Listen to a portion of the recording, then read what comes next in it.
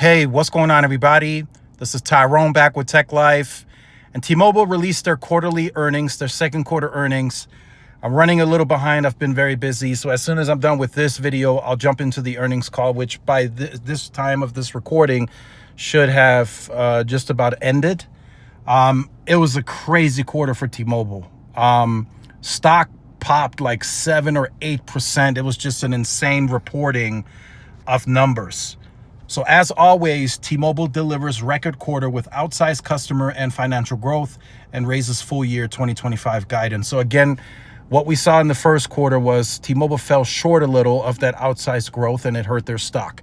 Now, once again, they beat expectations on the outsized growth and the stock is going up. So what did T-Mobile do? Postpaid net customer additions of 1.7 million, best ever Q2 and best in industry. Postpaid phone net customer additions of 830,000, best ever Q2 and best in industry. They're still outpacing their counterparts, their competitors by quite a bit, right?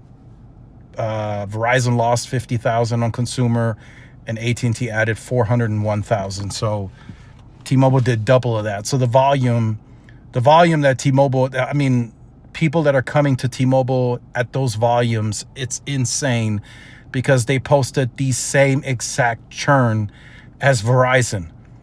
T-Mobile came in at 0.90%, and they had the insane volume that they always bring to the table. My prediction was correct, by the way. AT&T came in with the best churn. Even though their churn was significantly elevated, they still had the best churn. So postpaid net account additions of 318,000. Verizon and AT&T do not report those numbers. That's up 6% year over year, best in industry. 5G broadband net customer additions, that's up at 454,000. So they're getting closer to the 500,000. Maybe this is where T-Mobile cut into Verizon and caused Verizon to dip a little on FWA. And that 454,000 is up 12% year over year, best in industry. Now, one thing that's a bit unclear, and I'll have to listen to it on the earnings, the tax reform, I really didn't see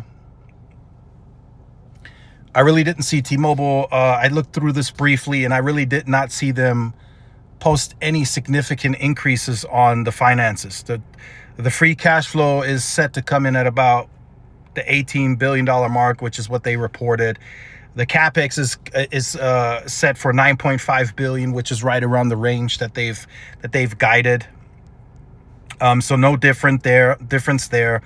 What I've already heard as part of the earnings call, 4,000 new towers, new T-Mobile site builds. These are brand spanking new towers. That's besides what they're getting from the US Cellular deal. And also, they've increased the amount of towers that they're taking from US Cellular by about 900. So that's going from 2,100 to 3,000. So T-Mobile is infusing 7,000 new sites back into the network. Apparently, and I haven't heard this, I got to listen to the earnings. Apparently, the algorithm, the customer-focused driven coverage, is telling them to attack rural, and that's exactly where they're investing the money, apparently. So out of the 4,000 new site builds, they've built 1,000. So they have the back end of the year is loaded, and they're going to build an additional 3,000 sites this year. Some of that is probably going to run into next year. As you all know, there's red tape. There's certain things that can happen. But still, an insane quarter from T-Mobile. We'll probably look at the finances later after I get done with the earnings. They did come in at 3.2 billion net income, 10% increase year over year. Service revenue at 17 billion. I mean, the finances are starting to be right in line with the competition, right? Adjusted free cash flow, 4.6 billion. That grew 4% year over year. They just continue to grow, right? They continue to grow in line with what the expectation is for the competition. So it's not like T-Mobile is significantly lower anymore. So they can't be taken as a weak competitor anymore, overlooked. I mean, they have to be considered in any analysis and reporting. So let me know your thoughts. Let me know your thoughts in the comments. Like, share, subscribe. See y'all in the next one. Peace.